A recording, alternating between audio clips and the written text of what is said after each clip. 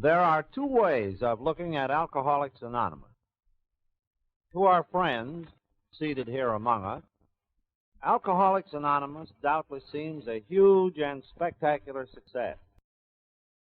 They may be thinking of us as a people who have won brilliant personal victories by fighting great odds.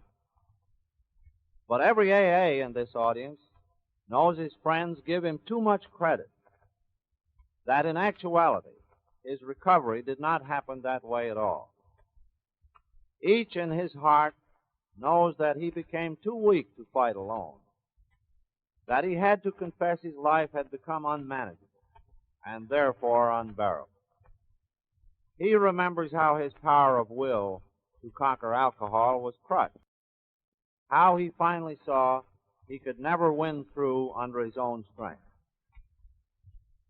Nevertheless, he will tell you that this bitter admission, the hardest a human being can make, was the beginning of his new life, that new life of which this meeting is such a glowing and grateful testimony. Hence, no AA meeting can ever be a boast of personal victory. It is, instead, our humble demonstration of that saving grace which all of us have found in a simple reliance on a power greater than ourselves.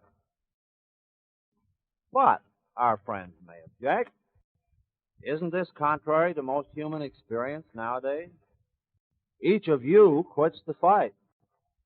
You form into groups, then you help each other, meanwhile depending upon some higher power. We admit it works. We have seen the proof. Still, your philosophy doesn't entirely make sense. How can you win wars without fighting battles? Nowadays, when almost everybody feels he must fight, even to survive, here is the Society of Alcoholics Anonymous telling us, yes, proving to the whole world, that in their experience they have found a new life only by first admitting they could not personally control the old one, let alone managing anything or anybody else. By what strange paradox, then, has this new strength arisen out of your bygone weakness? Whence, out of complete defeat, comes your astounding transformation? Explain, if you can, the secret of this seeming contradiction, this divine paradox. These are the very natural questions of those who first observe us. Intuitively, our friends sense a mystery. Most of them feel they have seen a miracle. For so powerful has been the alcoholic obsession that all through the ages, few victims have ever survived it.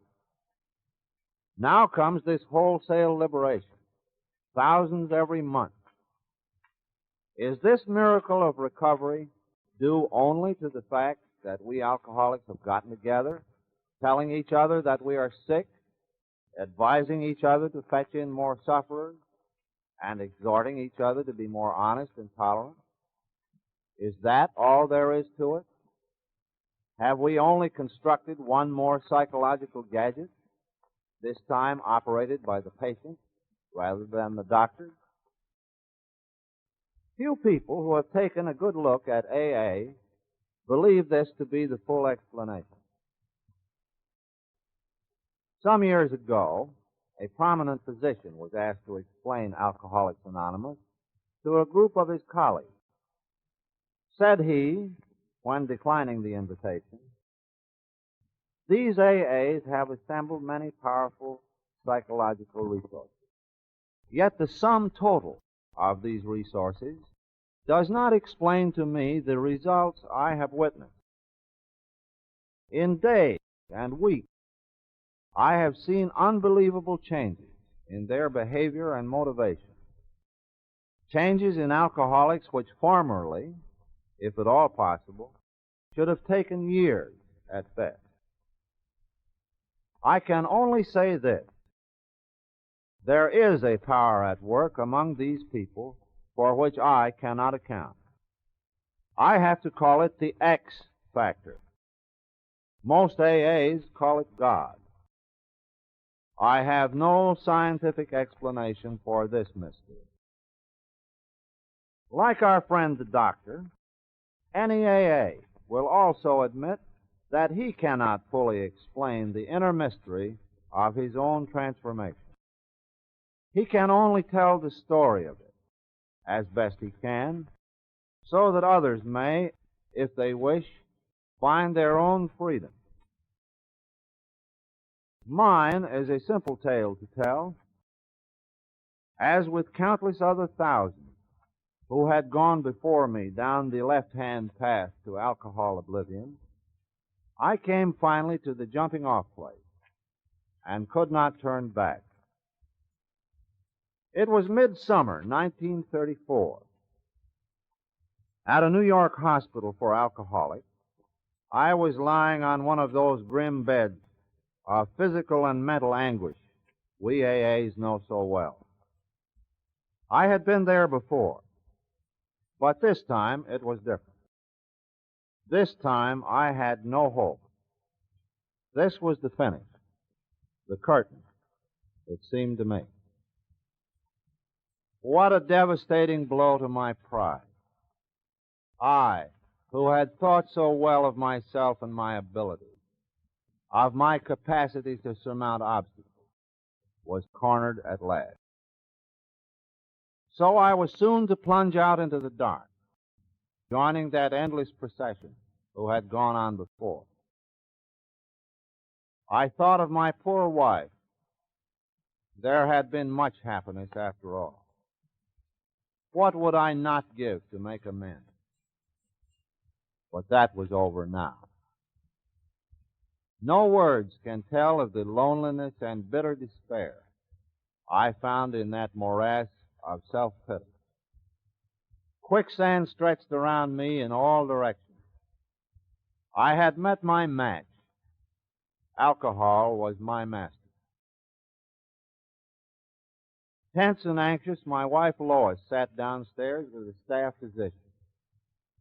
That kindly man, Dr. William Silkworth, a medical saint if ever there was one, was trying in his gentle way to explain my alcoholic dilemma to her. But, doctor, she pleaded, tell me. Don't spare my feelings. Tell me truly, just why can't Bill stop? He has desperately wanted to for these several years. About other things, he always had great willpower and perseverance. He well knows that alcohol means ruin. Oh, tell me the truth, Doc. Why can't he stop? As considerately as he could, the good man explained how my drinking, once but a habit, had now become a veritable obsession. How my body, which could once tolerate alcohol, had now become highly sensitized to it. Allergic, he called it. So my dilemma was twofold. An obsession as powerful as that of a kleptomaniac to steal, and a physical intolerance to alcohol as grim as that of a diabetic to sugar. The obsession condemned me to drink in spite of myself. My bodily intolerance ensured that I would die or go mad if I kept it up. My only hope, therefore, was the expulsion of my self-destructive obsession, a rare occurrence once it had taken firm hold. At first, the doctor had felt that I might be one of those rare exceptions. But now, seemingly, I was too far gone. I would, he thought, have to be confined somewhere if I were to live very long. Such was my sentence. Though not told me in so many words, I well knew what it was. I had tried too many times and had failed too often. I had no more strength to resist. I was through. But it was darkest before dawn, for then came a friend with a message. He was an alcoholic who had been relieved of his obsession. He stood before me as living proof of what he had to say. One alcoholic talking to another. He could convince where others could not. Despite my reluctance, for I was an agnostic, I knew I must heed his message or die. Though not easy to take, his message was simple and direct in the extreme. But within its seeming simplicity, it did carry the miraculous power to expel my alcohol obsession and catapult me into a new world. In my case, this occurred the very moment I was willing to lay aside my prejudice, admit my personal helplessness, and try without reservation what he offered. Perhaps this is not the time or place to talk at length of my own recovery, of our AA program in detail, or of our astounding growth. This room is filled with fellow alcoholics who know and practice the AA way of life as well as I. The accomplishments of Alcoholics Anonymous are headlined in the press of the world. So I shall be content if I can remind myself, and any who would hear, that Alcoholics Anonymous is not, after all, a personal success story. It is, instead, the story of our colossal human failures, now converted into the happiest kind of usefulness by that divine alchemy, the living grace of God. For all those who would know us a little better, or who perchance might wish to try our simple message for themselves, I can do no better than leave with them the last 7 lines of our book of experience, Alcoholics Anonymous. These lines read as follows. Abandon yourself to God as you understand God. Admit your fault to Him and your fellows. Clear away the wreckage of the past. Give freely of what you find and join us. We shall be with you in the fellowship of the Spirit, and you will surely meet more of us as you trudge our road of happy destiny. May God bless you and keep you until then.